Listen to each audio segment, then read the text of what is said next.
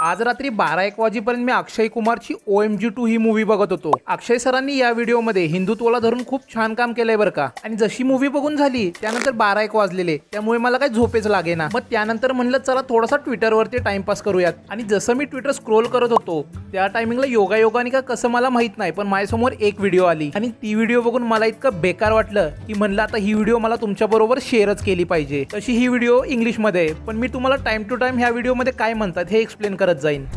Don't you think Bollywood has a greater role to play rather than just entertainment? Well, it is, and it is doing it also. It is packaging a lot of good messages to give to people in entertainment, like a movie like Pink.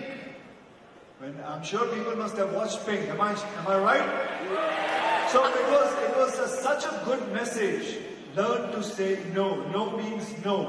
आता या व्हिडिओमध्ये अक्षय सरांना विचारण्यात आलं Bollywood entertainment सोडून त्यांच्या movie मागून कोणता क्रुशियल रोल प्ले करतं का। हो, त्यांचं असं म्हणणं होतं की बॉलिवूडच्या प्रत्येक मूवी मागे त्यांचा काही ना काहीतरी अजेंडा असतो। प्रत्येक मूवी तुम्हाला काही ना काहीतरी शिकवत असते। जशी माझी पिंक मूवी, ह्या मूवीमध्ये शिकवलंय की दरवेळेस हो म्हणायची गरज नाही, समटाइम्स नाही म्हणणं पण गरजेचं असतं। आणि याचबरोबर त्यांनी त्यांच्या OMG2 या मूवीबद्दल सुद्धा सांगितलं आणि ते आता या मूवीबद्दल काय म्हणतायत ते बघा। I did a film called Oh My God.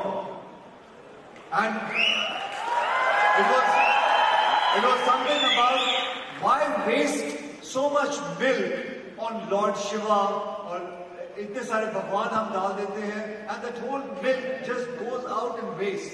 वही दूध हम किसी गरीब को दे दे, किसी के वहाँ दे दे and that can come in use and that is important. त्यांचं असं म्हणणं आहे जेव्हा मी OMG2 मूवी केली तेव्हा मला एक गोष्ट शिकायला मिळाली। त्यांचं म्हणणं आहे तुम्ही एवढं दूध एवढा प्रसाद देवाला अर्पण करता, हे सगळं वेस्टच आहे, त्या जागी एखाद्या गरीबाला खायला घाला। हा, आता तुम्ही मला ह्याबद्दल विचाराल तर माझं असं मत आहे बघा, आता जो माणूस देवाला दूध घालतोय हे त्याच्यावरती डिपेंड आहे की गरीबाला घालायचंय का देवाला घालायचंय। पहिली गोष्ट तर हा प्रत्येकाचा इंडिव्हिज्युअल प्रश्न आहे। आणि अक्षय सर, तुम्ही ज्याला वेस्ट म्हणताय हे वेस्ट नाहीये, तुम्ही जरा पुराण वाचून बघा, प्रत्येक गोष्टी मागे कोणतं ना कोणतं तरी रिझन आहे। देवाला दूध देतात, प्रसाद देतात, ह्याच्या मागे काही ना काहीतरी रिझन आहेत बरं का। बरं चला आता हे पुढे काय म्हणले ते बघूयात। आपको मैं छोटी सी बात बताता हूँ। मैं I used to go to Vaishno Devi every 6 months. And to me to go to Vaishno Devi, I used to spend about 2 lakhs, 3 lakh rupees because टिकटें होती थी, मेरे बॉडीगार्ड साथ में जाते थे, and then होटल का ये दर्शन करना, सब कुछ करना, होटल में रहना, and then one day I thought that these 3 lakhs, why don't I give it to someone?